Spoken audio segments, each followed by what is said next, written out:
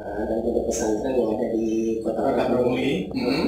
Dan sepertinya bakalan ada narasumber nih Bang Aksa ya. Yang pertama ini akan ada narasumber apa ini, siapa? Dan alhamdulillah kita sudah bisa tersambung dengan untuk yang pertama, season pertama ini dengan Kepala Kantor Kementerian Agama Kota Pramuka, Dr. Andes Haji Yeri Tasmin MM.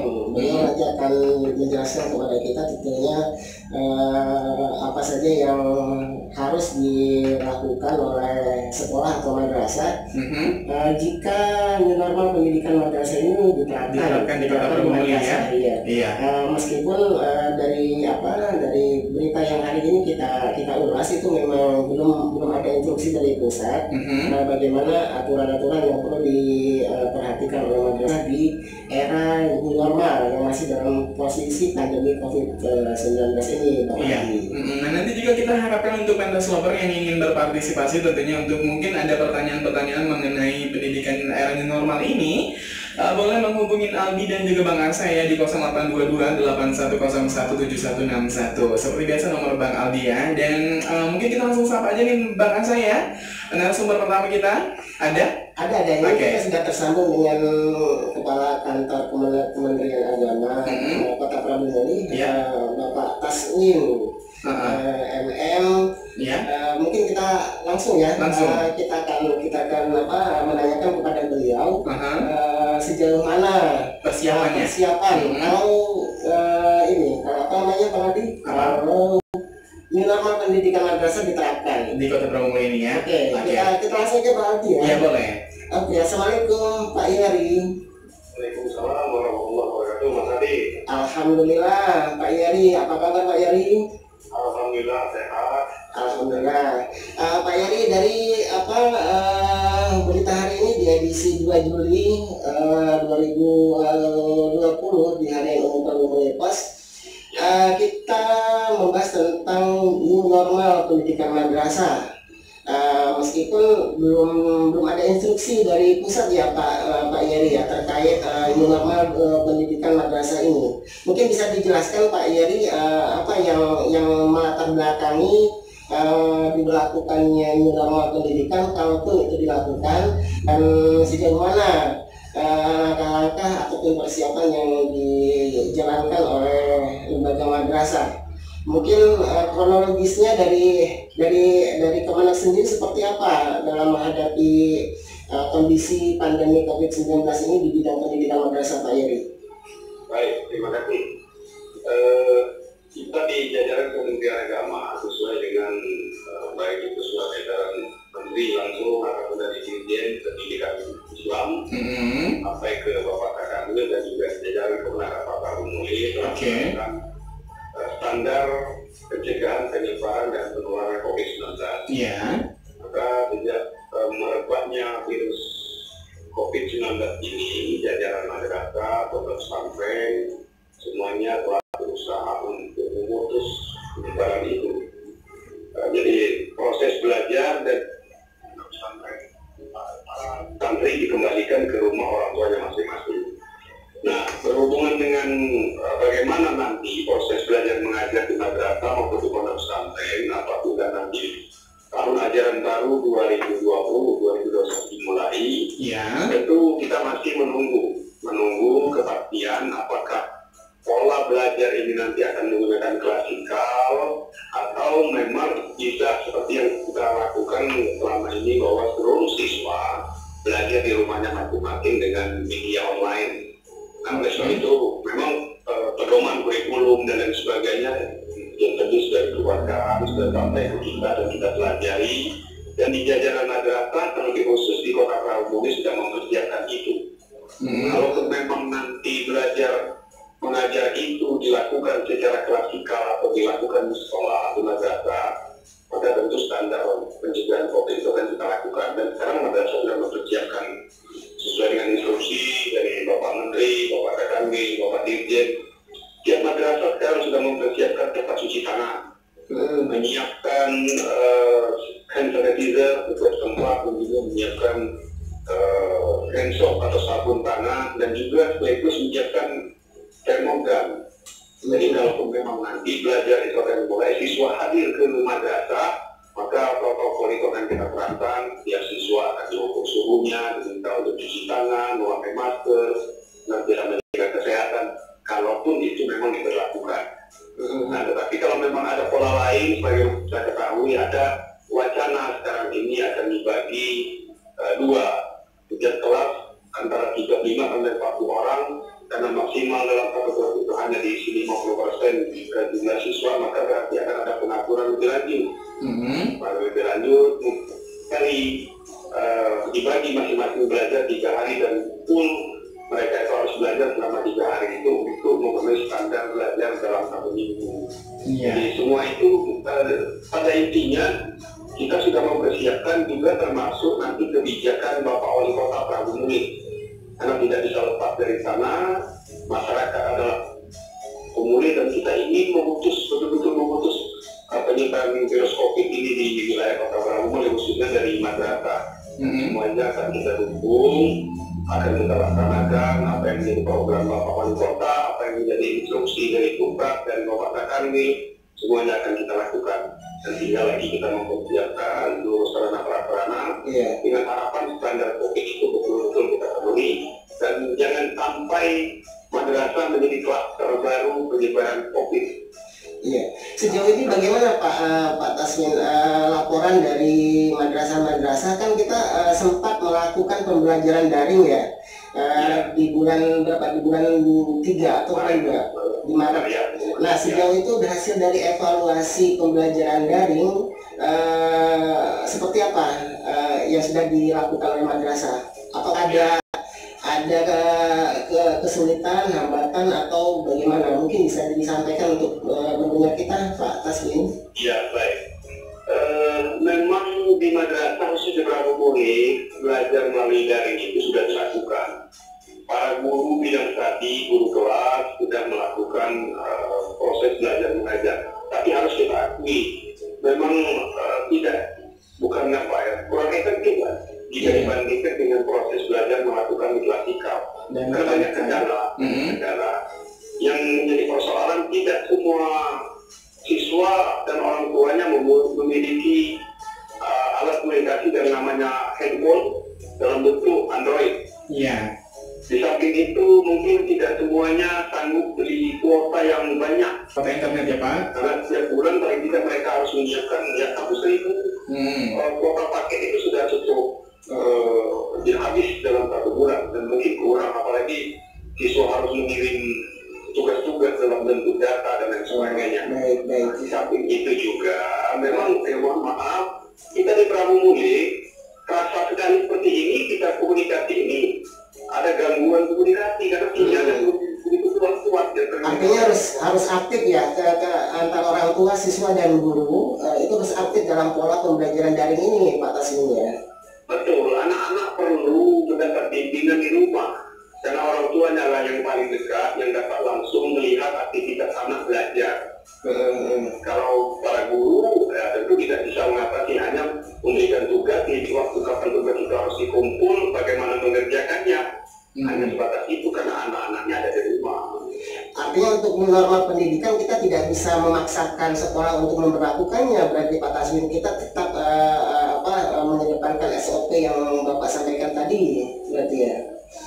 Iya, jadi semuanya menyesuaikan dengan kondisi. Kita tidak bisa istilahnya kalau standarnya ABCD, maka ABCD itu harus terpenuhi dengan benar. Ada fleksibilitas yang kita lakukan untuk mengakomodir bagaimana kondisi siswa itu masing-masing. Para guru pun tidak bisa langsung melakukan keputusan sepihak. Para guru harus melihat bagaimana sesungguhnya kondisi orang tua siswa, tinggal di mana siswanya, bagaimana dengan kondisi perekonomian dan lain sebagainya. Semua itu harus dipelajari oleh pihak-pihak madrasah agar jangan sampai nanti misalnya harus melakukan evaluasi menimbulkan atau menghasilkan nilai. Jangan sampai nilai itu karena terhambat yang sesungguhnya bukan keinginan para siswa dan orang tua, tetapi itu karena kurang pendekatan, kurangnya galian kita dapat. Wah, itu mengakibatkan kerugian bagi siswa itu. Jangan sampai berdampak besar dari kondisi sekarang berarti Pak ya. Ya betul. Sebagaimana kita Dirjen, Teknis, yang penting adalah pembangunan karakter. Orang yang sudah pintar itu akan lebih mudah. Orang yang karakternya baik maka lebih mudah dipintarkan. Berbeda dengan orang pintar, itu akan sulit untuk dibangun karakternya. Karena karakter itu adalah datang dari dalam. Maka yang penting itu sudah menjalan dengan kurikulum yang disampaikan oleh Bapak Dirjen, pembangunan karakter ini. Baik, Pak Taswin, kita jeda dulu. Nanti kita akan lanjutkan untuk sesi berikutnya. Untuk sementara tetap standby Pak Taswin ya. Nanti kita juga akan menggali apa-apa saja yang tentunya menjadi perhatian bagi orang tua, karena norma pendidikan madrasah ini tentunya harus melibatkan semua elemen ya. Iya, betul. Pemerintah dalam hal ini Kementerian Agama memang harus mengawasi pelaksanaan pendidikan di madrasah. Iya. Bang Aldi, kita jeda dulu Pak Taswin, nanti kita akan lanjutkan lagi untuk sesi kedua. Terima kasih. Dan kita tentunya nanti bakal akan sambung dengan yang lain juga ya Pak Dea.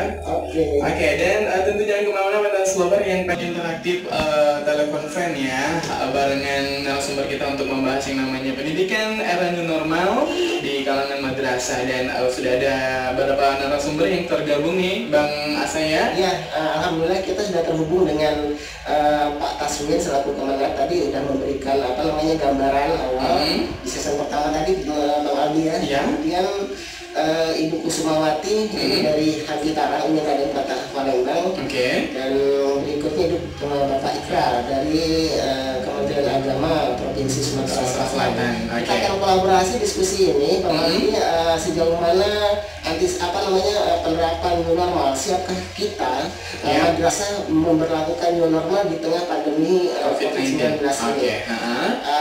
Mungkin langsung kita ke Pak Taswin ya, Pak Taswin. Halo Pak Taswin. Ya, siap.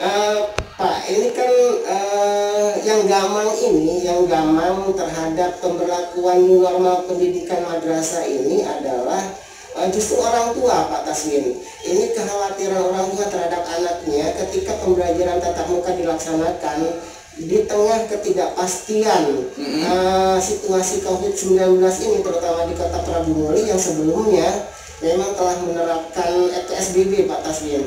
Ini kira-kira ada jaminan enggak Pak dari Kementerian Agama kalau nantinya diterapkan new normal pendidikan madrasah terhadap siswa ini? Jaminan jaminan kesehatan lah terutama itu mungkin Pak Taswin. Dan juga bagaimana memberikan keyakinan kepada orang tua nih Pak. Halo Pak. Sebelumnya saya ingin menyapa dulu Dinda Haji Ikral dan Ibu Kusuma dari Ibu Indonesia Batak. Selamat pagi. Baik, Mas Haji, kekhawatiran orang tua apabila dilaksanakan proses belajar mengajar di kelas atau di sekolah atau di madrasah, tentu itu sangat beralasan karena memang yang namanya anak-anak kadang-kadang ya mereka lupa, apalagi sudah ketemu dengan teman-teman mereka di lokasi belajar untuk mempersiapkan bagaimana menghadapi standar COVID-19 ini. Kalau sudah tertutupi, insya Allah orang tua bisa memahami. Kalau kemudian nggak mau juga, ya konsekuensinya mungkin perlu mencari format lain bagaimana artinya ya. Yang jelas kita menginstruksi itu dapat mudah dari kalau nggak ada kita belum berani. Ada saja ya sekolah dan sekarang sudah bisa terus. Dan yang sudah terjadi di kelas juga kan nggak bisa kalau 1 orang kan mereka itu kan 30 dan berjalan. Jadi bagaimana mungkin pola kelas yang baru diterapkan di sekolah tersebut atau juga bisa saja di lapangan. Ini juga merupakan satu metode sebetulnya bagaimana agar itu tetap terlaksana. Berarti standar COVID-19 itu kita perlu. Apakah itu bisa diterapkan tatap muka? Artinya tidak dipukul rata gitu Pak Ikrar, tidak dipukul rata seluruh daerah Sumatera Selatan merah atau kuning semua ini Pak Ikrar. Mungkin ada strategi apa yang dilakukan oleh Kementerian Agama Provinsi Sumatera Selatan Pak Ikrar? Ya, jadi begini, memang penyelidikan ada beberapa daerah yang masuk zona merah oleh zona hijau ya. Walaupun di situ zona hijau, karena aturan yang dibuat dari pemerintah ini kan secara umum sebetulnya sehat. Jadi tetap kita harus berkoordinasi dahulu. Karena itu sesuai dengan dari Departemen Kesehatan bahwa virus ini kan kita tidak tahu. Masalahnya. Artinya tua harus juga mengingatkan anak-anaknya bagaimana protokol pencegahan, tapi mengingatkan sekali lagi anaknya jangan melepaskan masker. Sekali lagi, itu yang menjadi kendala. Makanya akan mencari solusi. Tugas-tugas itu nanti mau tidak mau harus dikerjakan oleh siswa, karena memang tidak bisa dilepaskan begitu saja. Anak-anak harus tetap belajar sesuai dengan pemenuhan standar belajarnya. Nanti akan dicari solusi lain, apakah nanti orang tuanya seminggu sekali atau anaknya seminggu sekali datang ke sekolah untuk mengambil tugas-tugas. Setelah itu pulang ke rumah, kerjakan tugas-tugas itu di rumah, dan nanti minggu depan mengambil lagi, mengumpulkan minggu yang lalu. Semuanya akan kita carikan solusi. Kalau memang itu jadi tadi mudah-mudahan Ibu Puspita yang ada di RKT tadi ya. Hanya keluhan Ibu Puspita ya. Mewakili hanya Bang Adi, mewakili orang tua lainnya. Iya betul. Banyak yang menanya memang ya. Nanya jadi. Baik Pak, sesi terakhir ini mungkin himbauan Pak, kesimpulan dari apa yang kita diskusikan tadi, himbauan dari Kementerian Agama Kota Prabu Muli terkait norma pendidikan madrasah ini Pak, untuk sesi terakhir kami persilakan Pak himbauannya Pak. Baik, terima kasih Mas Adi. Untuk para yang kami hormati, kami sebagai lembaga pengelola pendidikan madrasah yang ada di Kota Prabu Muli, berharap apabila nanti andai kata proses belajar mengajar itu harus kita lakukan di madrasah atau di proses belajar mengajar di sekolah, maka perlu kerjasama antara pihak wali siswa, para siswa, dan kami sebagai pengelola pendidikan, utamanya dalam hal menerapkan standar kesehatan pencegahan COVID-19. Dan selanjutnya nanti juga mohon dukungan orang tua untuk andai kata belajar itu tetap dilakukan di rumah.